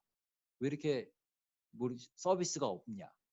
뒤에 그 서비스가 뭐 때문에 어떻게 받을 수 있는지를 또 추가적으로 설명드리겠지만 SAP는 기본적인 유지보수 사상이 MS하고 좀 비슷합니다. 우리가 오피스를 갖다가 한 박스를 갖다 사면 엑셀을 갖다가 PC에다 갖다 깔고 그럼 엑셀을 갖다가 PC에 갖다 깔 때 PC하고 윈도우까지는 기본적으로 제가 갖고 있어야 거기다 오피스를 갖다 깔겠죠. 이 SAP 똑같습니다. SAP 라이센스라든가 이런 걸 쫙 줘가지고 SAP 프로그램을 갖다 내 다운로드 받아서 깔라 그러면 서버라든가 이런 부분들을 갖다가 우리가 준비해서 OS를 갖다가 이걸 깔릴 수 있는 것까지 준비를 해놔야 거기다 이제 갖다 까는 거고요. 갖다 깔고 난 다음에는 SAP는 이거에 대한 설명서라든가 이런 걸 갖다가 날리지 사이트라든가 아니면 CD라든가 이런 걸로 다 제공을 합니다. 그럼 원래로 따지면 라이센스만 사서 그걸 갖다가 세팅하는 방법을 갖다가 그 가이드를 보고 우리의 현실에 맞게 우리가 세팅을 하고 쓰는 게 이 개념적인 SAP의 소프트웨어 판매 방식이고요. 그 세팅하고 깔고 뭐 하는 걸 갖다가 고객이 직접 하기 너무 힘들고 배우기가 어렵고 그 짧은 시간 동안에 그 프로젝트를 하기가 힘드니까 그걸 갖다가 도와주는 컨설팅 회사가 들어와가지고 그 프로젝트를 해주는 겁니다. 원래 컨설턴트들이 들어와가지고 너네가 어떤 에지이즈를 갖고 있고 어떻게 가고 싶고를 갖다가 분석을 해가지고 레포트를 해가지고 다 그렇게 해주잖아요. 원래는 우리 자체적으로 회사 내에서 전략기획팀이 태두가 돼가지고 그 관련된 니즈를 다 뽑아서 야 우리 좋은 툴을 샀으니까 이거 세팅 다 배워가지고 어쩌고저쩌고 이렇게 가자 라는 게 원래 기본 컨셉입니다. 그리고 문제가 생기면 여기에 있는 것처럼 CCO라고 그래가지고 커스터머 센터 오브 엑스퍼타이즈라고 그래가지고 SAP의 이거 그 유지보수 지원하는 데다가 물어보는 메시지를 날려서 답을 받아가지고 해결을 하는 거죠. PCOE라는 것도 있습니다. SAP 혼자서 그걸 다 할 수가 없으니까 전 세계적으로 파트너들을 많이 키워가지고 이 중간에 이런 갖다 Q&A를 갖다 제공할 수 있게 해주는 거죠. 아까 초기에 잠깐 말씀드렸지만 딜로이트가 교육 파트너인 것도 맞지만 PCOE 파트너도 획득을 했습니다. 그래서 아까처럼 PCOE 파트너 통해 가지고 라이센스가 납품이 되면 그 PCOE 파트너는 그 고객이 생긴 문제를 갖다 중간에 먼저 대응을 해야 되는 의무도 갖게 되는 거죠. 그러면서 물론 마진도 챙기는 거고. 그래서 요게 기본적인 유지보수 구조입니다. 그래서 원래는 뭐냐면 고객이 쓰다가 모르면 SAP한테 메시지를 날리거나 뭘 물어보면 SAP에서는 그 SLA 레벨에 따라서 뭐 예를 들어서 하이는 뭐 8시간, 베리 하이는 4시간 그 동안에 뭔가를 레스폰스를 해줘야 돼요. 안 그러면 걔네 KPI가 깨져가지고 걔네들도 마찬가지 블레임 먹습니다. 그래서 이거 관련된 시스템이라든가 이런 것들이 다 연결이 되어 있는 거죠. 그래서 우리 예전에 굉장히 별로 안 좋아했고 싫어했던 솔루션 매니저가 그 중간에 있는 거고요. 고객의 솔루션 매니저하고 원래 연결해가지고 관련된 메시지를 다 받고 서비스를 하는 게 SAP의 기본 정책입니다. 네. 그러니까 SAP에서는 그걸 기본 정책이라고 얘기하고요. 그 솔루션 매니저를 통해가지고 우리 히마냐라는 S노트라는 노트 어시스턴스를 통해가지고 패치라든가 이런 부분들이 쭉쭉 내려가는 거죠. 그래서 뭐가 하다가 안 되면 물어봤더니 노트 번호가 하나 딱 와서 그걸 해결하시려면 이걸 갖다 임포트를 하세요. 그럼 우리 여기 연결된 걸 가지고서 쭉 가다가 여기다 임포트하고서 해결됐습니다. 이게 이제 돌아가는 사이클인 겁니다. 시간이 좀 많이 가고 있어서 약간 속도를 좀 내보도록 하겠습니다. 그러면 여태까지 설명드린 거와 다음 단계로 넘어가서 이제 우리 현실은 S4 하나지 않습니까? 지금 현재 인메모리 데이터베이스라고 해가지고 요즘에는 모든 사람들이 다 S4 하나로 프로젝트를 해야 된다라고 얘기하고 막 얘기를 많이 하세요. 저도 앞에 잠깐 보여드렸지만 캐리어상에 저도 SAP에 있었습니다. 그래서 SAP 쪽에서 SAP 쪽을 갖다가 굉장히 많이 얘기할 때는 S4하나 쪽으로 빨리 갈아타야 된다. 이런 식으로 말씀을 드렸는데 사실 우리나라는 상위 한 30개, 50개 기업들은 굉장히 빨리 갈아타고 계세요. 근데 전 세계적으로 보면 그렇게 빨리 많이 갈아타고 있지는 않아요. 그러니까 SAP 입장에서는 굉장히 호플리하게 빨리 갈아타야 이게 시장이 활성화가 될 텐데 이게 굉장히 그렇게 빵하고 터지진 않는 것 같아요. 근데 이 기능을 갖다 들으시면 굉장히 좋긴 좋습니다. 다음번 프로덕트 라이프 사이클 바뀔 때는 반드시 S4하나로 가야 되는 게 정답이긴 해요. 근데 언제 가야 되는 거는 고객의 선택인 거죠. 그래서 S4하나가 좋다라는 걸 갖다가 한 몇백 가지가 있는데 SAP 쪽에 저희는 한 3가지 정도만 정말 누가 들어도 이게 괜찮네라는 것만 설명드리도록 하겠습니다. 그래야 여기 계신 분들이 나중에 누구가 물어보든가 아니면 레포팅을 내부적으로 할 때라도 S4하나로 가는 거에 대해서 정말 뭐가 괜찮은지 가야 되는지 꼭지를 한 서너 개만 잡아봐라 했을 때 설명드릴 수 있게 제가 그거만 설명드리겠습니다. 이게 인메모리 데이터베이스라는 게 우리나라의 인메모리 데이터베이스가 처음 들어왔을 때 이제 1998년도 그쯤에 핸드폰 안에 들어가 있는 그 메모리, 핸드폰에 그 관련된 정보 처리하는 프레시 메모리에 들어가 있는 인메모리 DB가 우리나라에 몇 개 들어왔어요. 그때 하나도 개발이 됐고 그 다음에 지금도 많이 쓰고 있는 러시아 쪽에서 개발한 인메모리 DB도 있었어요. 지금도 씁니다. 저쪽 공장 쪽에 그 리얼타임 쪽 관련돼 가지고 IoT 쪽 DB 쪽에서 많이 써요. 근데 그랬을 때 이제 이런 표로 나온 거죠. 이 표는 어디서 나온 거냐면 SAP에서 공식적인 필드 매뉴얼이라고 하는 그 SAP 프레스에서 발간되는 그 어드미니스트레이션 가이드에서 나오는 얘기인데 이걸 보시면 우리가 흔히 PC에 꽂혀 있는 메모리를 갖다가 일로 봤을 때 아까처럼 기가 BPS, 이거 기가 BPS이기 때문에 8로 나눠야 됩니다. 이걸로 예를 들어서 1kB를 샌딩을 할 때의 속도, 그 다음에 SSD 읽을 때 속도, 그냥 디스크 읽을 때 속도를 갖다 비교를 한 겁니다. 이게 요 위에 올라가면 L3, L2, L1이라고 캐시라고 있죠. 이거는 뭐냐면 우리 흔히 말하는 CPU 내에 내장되어 있는 메모리를 얘기하는 겁니다. 여기 이제 서버 쪽 관련돼서 일하시는 분 잘 아시겠지만 IBM 파워 7, 8 같은 경우에는 뭐 L3 캐시가 얼마가 들어가 있고 2가 얼마고 얘네들은 CPU 내에 있는 메모리이기 때문에 기본 메모리보다 훨씬 빠르고 비쌉니다. 이거는 CPU를 타는 메모리라고 보시면 되고요. 이것까지 우리는 어떻게 못하니까 요 밑에 단만 먼저 비교해 보는 거죠. 왜 S4하나가 우리가 얘기했을 때 뭐 1000배 빨라진다 뭐 이런 얘기를 하는 거냐면 우리는 기존에 디스크에서 읽어오는 데이터베이스를 썼기 때문에 이걸 메모리를 끌어올리면 산술적으로는 진짜 1000배, 1500배 빨라지는 거죠. 근데 여기 이제 거품이 있는 게 뭐냐면 얘만 빨라진다 그래가지고 우리가 클릭을 해가지고 하는 SAP 시스템은 그 밑에 레이어가 몇 개가 있습니다. OS가 있고 맨 처음에 이제 메모리 갖다 꽂으면 뭐 펌웨어라는 게 있고 OS라는 게 있고 그 다음에 SAP의 OS 프로그래밍 커널이라는 게 있고 그 위에 아까처럼 DB가 올라가고 뭐가 올라가고 올라가서 한 7개 정도 올라오고 나면 아까처럼 1500배에서 조금씩 그 배수가 느려져 가지고 제가 보면 한 무조건 빨라지긴 하는데 한 10배 여기서 쓴 것처럼 5배에서 한 40배 정도는 향상이 됩니다. 빨라지는 건 40배 정도 상상이 되죠. 근데 이제 이런 게 있는 거죠. 예전 시스템에서 딱 클릭을 하고 0.5초 걸리던 게 40배 빨라져가지고 0.005초가 걸렸다. 유저는 모릅니다.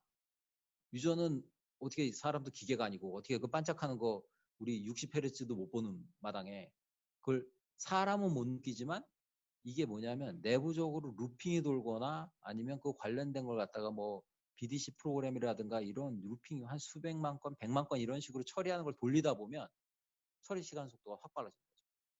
4시간짜리가 30분이 되고 1시간짜리가 5분이 되고 그렇습니다. 예전에 서버를 갖다가 저도 이제 인프라 쪽 관련된 서버 튜닝을 많이 했는데 서버 튜닝의 꽃은 뭐냐면 CPU는 노는데 디스크가 뭐 들레기 치거나 이런 부분. 디스크는 좋은 걸 갖다 놨는데 중간에 있는 센스 위치에 포트가 모자라가지고 거기에서 버틀리게 있거나 이런 부분들이 있었습니다. 그리고 스토리지는 굉장히 많이 꽂아가지고 IO는 좋은데 아까처럼 서버 쪽에 밀어올리기 위한 메인 메모리가 부족해가지고 서버가 느리거나 이런 굉장히 튜닝해야 되는 포션들이 굉장히 많았는데 제일 90% 이상이 뭐냐면 디스크 쪽에 버틀리기 많았죠. 그게 메모리로 올라오면서 사실 튜닝하는 사람들의 일자리가 80%가 사라졌습니다.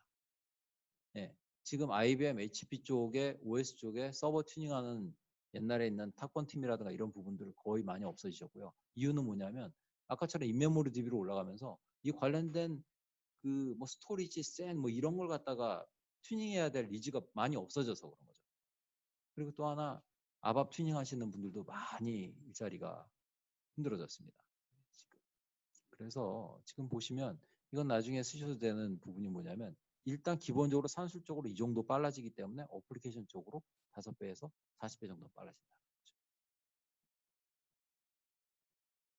그리고 또 하나는 인메모리 데이터베이스로 빨라졌습니다.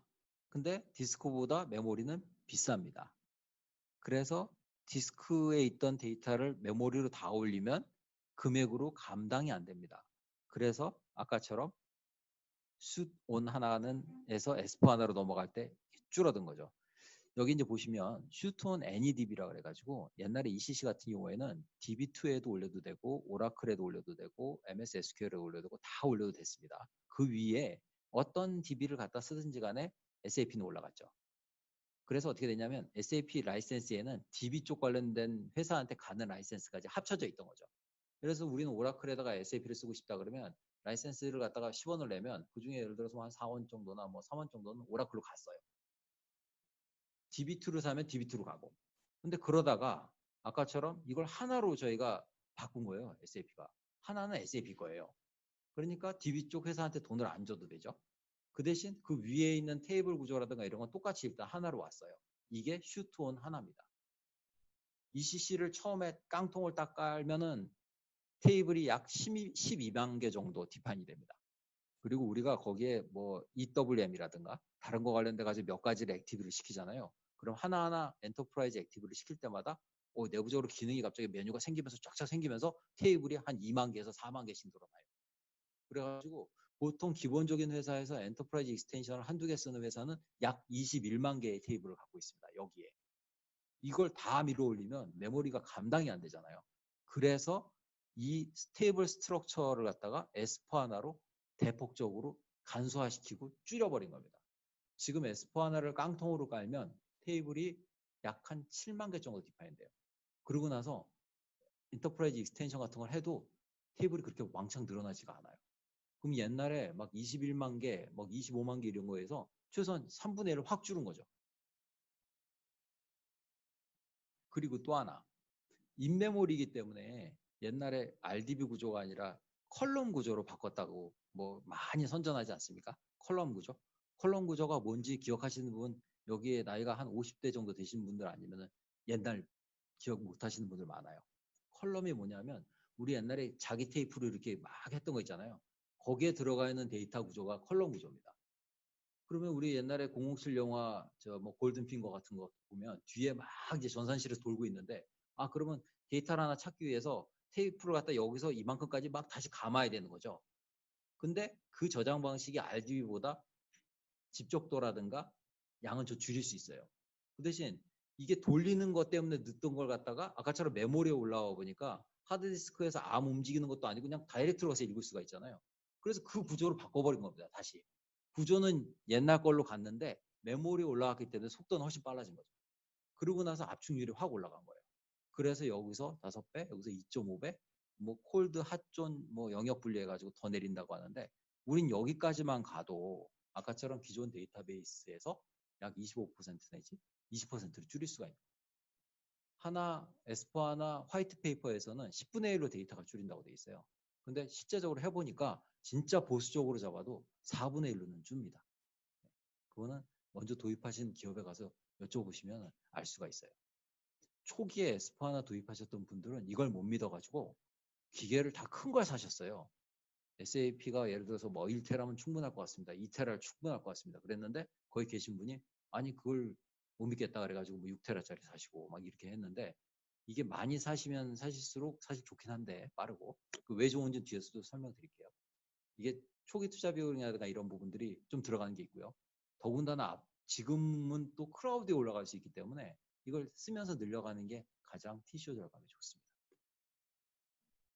그리고 이게 아까처럼 큰 기계 사는 걸 갖다가 왜 좋은지를 갖다 설명드린 건데 여러분들 1테라 장비, 2테라 장비, 4테라 장비, 어플라이언스 장비로 S4하나 장비가 나왔어요. 이거에 대한 서티는 SAP 사이트에 올라갑니다. SAP에서는 너네 1테라 장비에는 데이터 파일 시스템 4테라고요. CPU가 40코어가 꽂혀야 되고요. 램은 1테라 꽂혀야 됩니다. 그래가지고 몇 가지 그걸 줘요. 그럼 이거의 리퀘어먼트에 맞추는 레노바, 시스코, IBM, HP, 뭐 하웨이 이런 회사에서 전부 다 똑같은 걸 갖다 만들어내서 SAP 쪽에 인증을 받습니다. 그러면 그 인증을 받은 기계에는 이걸 깔 수가 있는 거예요. 그러니까 뭐냐면 이것만 맞추면 하드웨어 회사끼리 정말 이게 무한 경쟁을 시켜버린 거죠. 그래서 어플라이언스 장비 가격이 계속 떨어지고 있습니다. 이건 잘한 거죠. 근데 여기에 가만 보시면 옛날에 유닉스 대비로 해가지고 4테라 장비는 80코어가 DB 서버에 꽂혀야 된다고 돼 있어요. 옛날로 생각을 해보면 80코어는 어마어마한 장비거든요. 근데 왜 이걸 80코어나 꽂느냐? 아까처럼 패러럴 프로세싱 기능이 강화돼서 ECC하고 S4하나의 가장 큰 차이점 중에 하나는 뭐냐면 옛날에 ECC에서는 패러럴로 돌릴 수 있는 작업이 한정이 돼 있었습니다. 뭐 CO 쪽에 비용 배분라든가 MRP, ATP 뭐 이런 거 같은 거 이런 거 있었는데 얘는 모든 프로세스라든가 이런 부분들을 갖다가 맘만 먹으면 이쪽으로 패러럴로 다 던져버려요. 인메모리 빨리 도니까. 그러니까 분산 처리 속도가 대폭 향상이 됐습니다.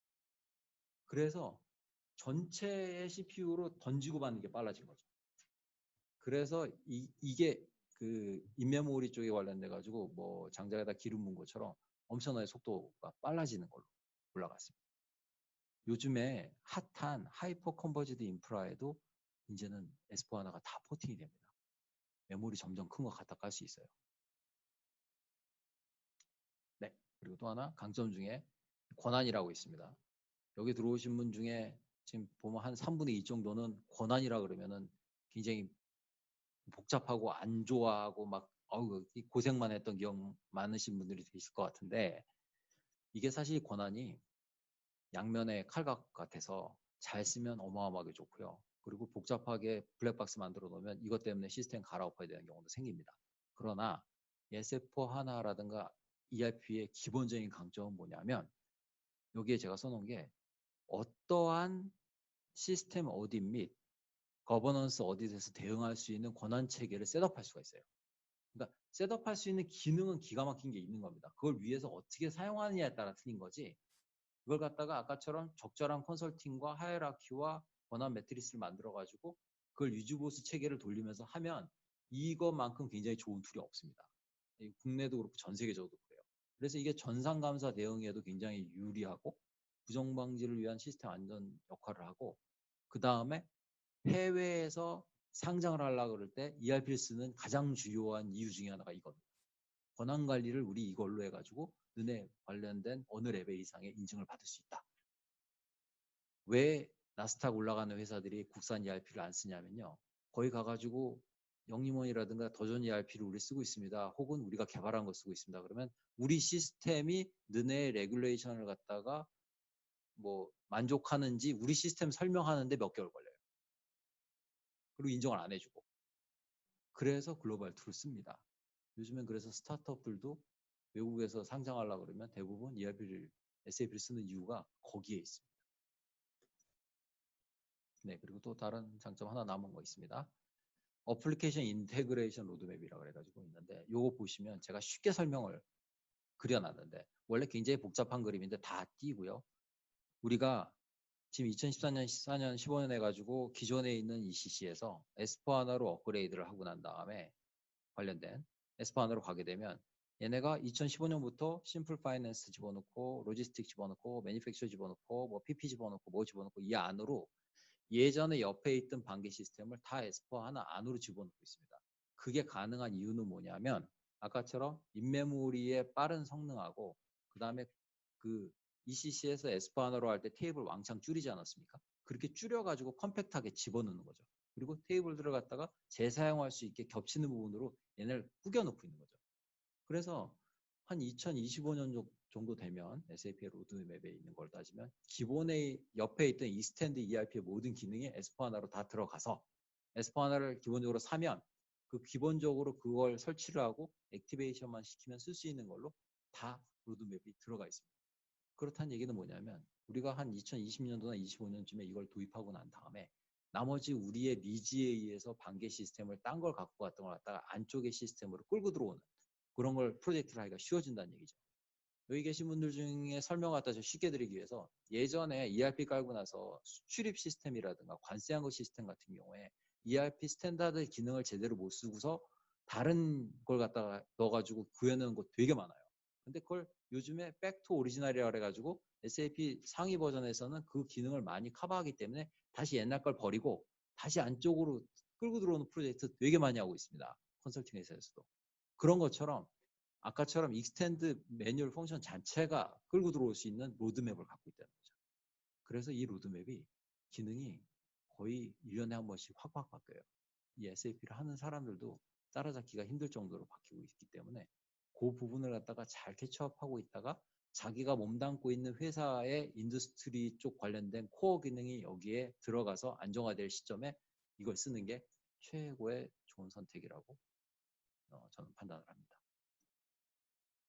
네, 그리고 이제 나머지 부분 제가 앞에 설명드린 게 SAP가 라이센스를 팔고 나서 난리지 관련된 걸 갖다 다 띄워놓고서 여러분 여기서 찾아가지고 에러를 다 해결을 하시고 그 다음에 저희는 이거에 다큐멘트 링크만 보내드립니다. 라는 어떻게 보면 굉장히 우리의 정서상에 보면 아, 독일 쪽 사고방식이 이렇게 좀 뭐 메마른 것 같다. 뭐 그런 것 같다. 라고 하지만 사실 이 난리지 사이트라는 게 굉장히 전 세계적으로 범용이고 그 다음에 시간대도 안 타고 내가 들어가서 볼 때마다 볼 수 있고 그리고 데이터의 양이라든가 뎁스도 굉장히 깊습니다. 그래서 이걸 갖다가 너네가 다 찾으라고 라이센스 비용에 다 포함을 해가지고 청구서를 날린 거죠. 우린 그걸 샀고. 그러면 그걸 들어가서 봐야 되는 거 아닙니까? 슈퍼 유저가 다 갖고 계세요, 이미. 그리고 자기네 회사 사람들한테는 그 흔히 말하는 인헤리트 유저, 그 새끼 유저라고 하죠. 권한은 얼마든지 줘가지고 얼마만큼 디파인을 해도 상관이 없습니다. 들어가서 난리지 베이스에 들어와가지고 볼 수 있는 아이디는 얼마든지 디파인을 해줄 수 있거든요. 그래서 그걸 갖다가 BC한테 받아가지고 이 부분에 들어가서 찾기 시작하면 자기는 앉은 자리에서도 자기의 업무라든가 관련된 그런 난리지를 갖다 접속할 수 있고 스킬이 올라갈 수가 있는 거죠. 근데 그래서 여기에 보면 help.sep.com 너무 뻔한 내용이죠. 그리고 서포트 포털이라고 두 개가 있죠. 이 부분에 대해서 잠깐 더 딥한 설명을 드리도록 하겠습니다. 잠시만요. 빠져나가서 제가 이걸 갖다 미리 띄워놨는데요. 그거 보여드리기 위해서 SAP의 사용자나 아니면 사람들을 보면 제일 먼저 들어가는 게 이 서포트 포털이라고 씁니다. support.sap.com이라고 치고 그 다음에 자기가 회사 내에서 받은 그런 S로 시작하는 아이디라든가 이런 걸로 로그인을 하시면 여기 자기의 정보가 이렇게 뜨고요. 제 이름이 뜨고요. 여기서 아까처럼 내가 모르는 걸 갖다 키워드 형식으로 쿼리를 날릴 수도 있고 그 다음에 그거를 했을 때 내가 관련돼서 못 찾겠다라는 문서라든가 메시지를 갖다가 인시던스라는 걸로 여기서 써서 올릴 수도 있습니다. 그리고 내가 올린 걸 갖다 주고받은 걸 볼 수도 있고요. 그 다음에 다운로드 소프트웨어 받을 수도 있고요. 보통 다운로드 소프트웨어 받을 수 있는 권한은 각 회사의 BC라든가 인프라 쪽에서 특별히 갖고 있습니다. 그리고 시스템 설치할 때 여기서 키도 받아야 되고요. 이 관련된 프로덕트 다큐멘테이션이라든가 이런 걸 다 받으실 수가 있습니다. 그리고 심지어 이 모든 걸 갖다가 우리 흔히 말하고 정책적으로 밀고 있는 휘오리로 구현을 해놨어요. 그래가지고 흔히 말하는 제 롤이라든가 제 권한으로 들어가 있는 걸로 이 타일이 쫙 뜨는 거죠. 들어가 보도록 하겠습니다. 그러면은 자기가 아까처럼 난리지를 찾을 수 있거나 뭘 하거나 하는 퓨어리 런치패드가 여기 뜨는 거죠. 이 퓨어리 런치패드 색깔 기본적으로 이렇게 옛날처럼 회색으로 칙칙합니다. 왜 그러냐 하면은 이게 트래픽이 가장 적게 발생시켜서 그런 거예요. 여기에 예를 들어서 뭐 빨간불 들어오고 반짝반짝한 거 두 개만 달아도 트래픽 두세 배 늡니다.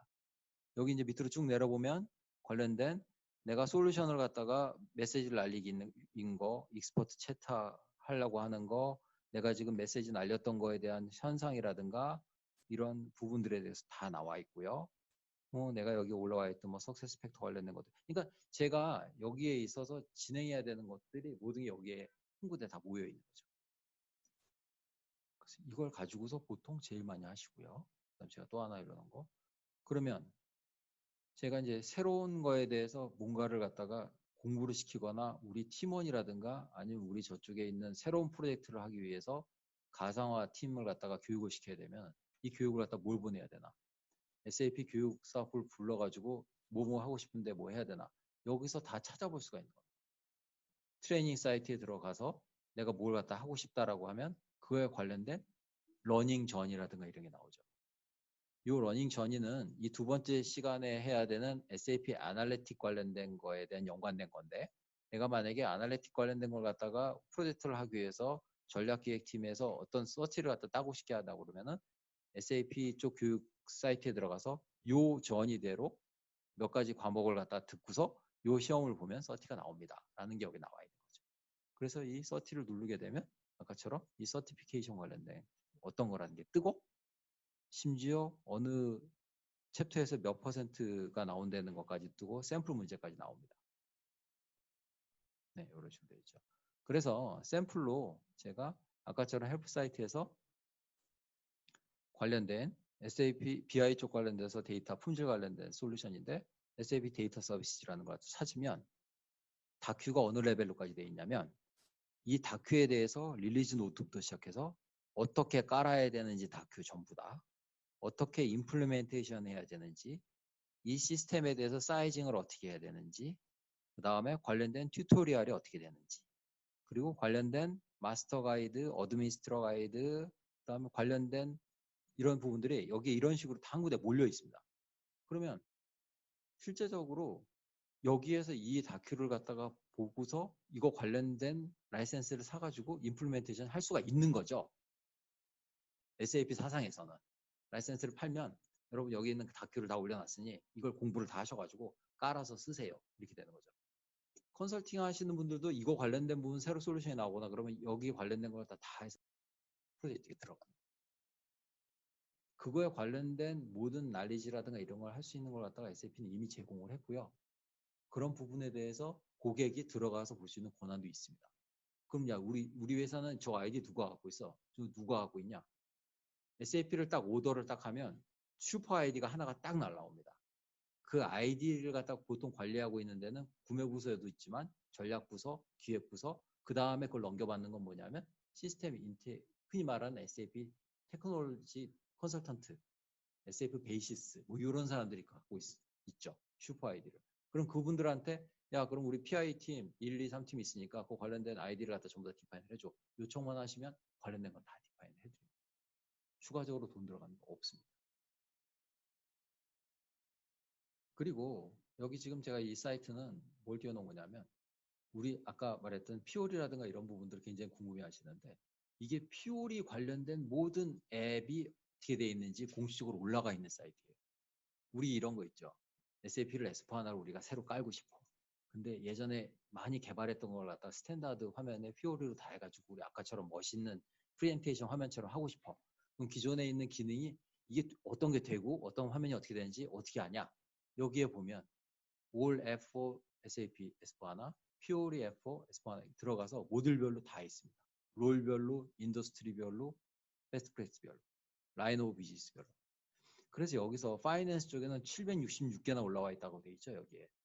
여기 들어가서 보면은 이거 관련된 녀석들이 리스트가 쫙 뜹니다, 이게.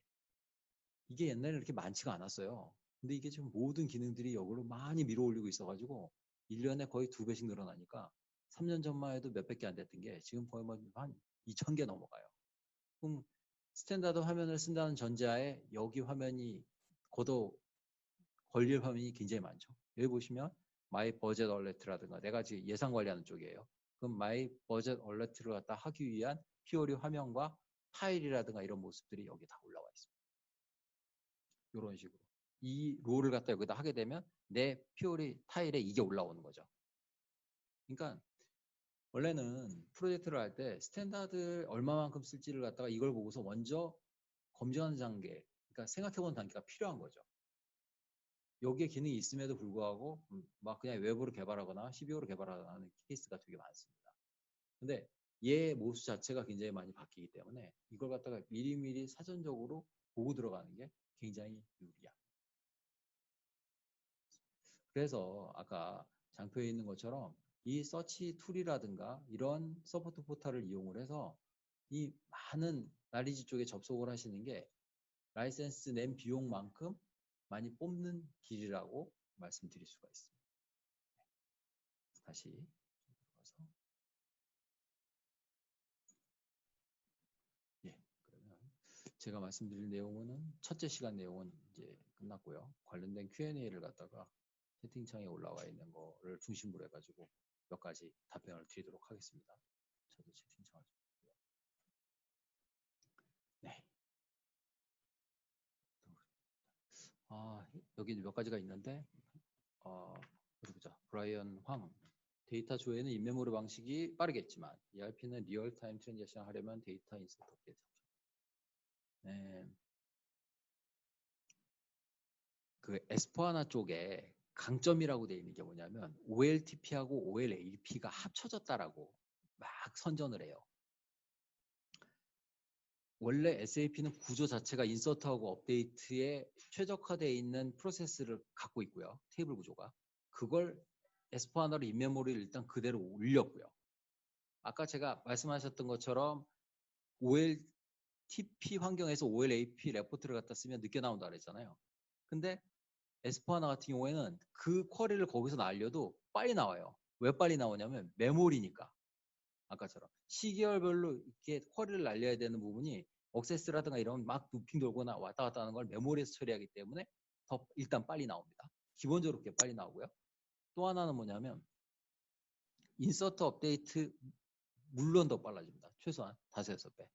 그게 빨라지면 효과가 뭐가 있냐면 여기 SAP 쪽 운영하시는 분들이 많은데 SAP 쪽은 야간에 배치 작업 같은 게 훨씬 더 많이 돌아요. 밤에 남아가지고 11시쯤에 뭐 이렇게 프로세스 돌리는 걸 이렇게 보고 있으면은 낮에보다 밤에 뭐 엄청나게 더 많이 돌죠. 근데 그게 뭐냐면 조금씩 돌아가는 부분들, 그러니까 배치 작업이 수만이 걸려 있거든요. 뭐 3분 잡, 5분 잡, 15분 잡, 30분 잡 뭐 이런 식으로 엄청나게 걸려 있는데 그게 단위별로 인서트 업데이트가 빨라지니까 전체적으로 보면 엄청나게 빨라지는 거예요. 2배 빨라지는 게 아니라 서너 배가 전체적으로 빨라져요. 그래서 밤에 그렇게 박 터지게 돌던 것들이 많이 놀고 있는 거죠. 그래서 인서트 업데이트 굉장히 빨라져요. 그리고 여기서 이제 아까 이제 그 다음 시간에 말씀드린 어널리틱 쪽 관련돼 가지고 내용이 많이 들어가 있는 건데, 퀘스천 여기 안 보여요. 네, 나와 있는 건데, 이게 DB 쪽에서 다이렉트로 끌어올려 가지고 볼 수 있는 무슨 CDS 뷰라든가 이런 개념을 많이 장착을 넣었어요. 그러니까 우리 여기 오라클 많이 쓰신 분들이 있을지 모르겠지만 그 위에서 SQL 돌리는 것보다 스토어드 프로시저라든가 PL/SQL로 짜가지고 DB단에 저장해가지고 콜에서 불러오면 훨씬 빠르잖아요. 그런 개념을 갖다가 S4 하나 쪽에다 적용을 하겠습니다. 우리 예전에 오라클 쪽에서 엔진을 전부 다 메모리로 밀어 올려가지고 12버전 이상에서는 굉장히 빨리 돌아가게 만든 게 있잖아요. 그것처럼 그 개념을 갖다 적용을 해가지고 오라클로 따지면 PL/SQL처럼 인터널 뷰를 통해 가지고 끌어올리는 그런 부분에 대한 기능이 추가가 된 거죠. 그냥 하나와 S4 하나는 그냥 하나하고 좀 틀립니다. 많이 틀립니다. 다음 시간에 아날리틱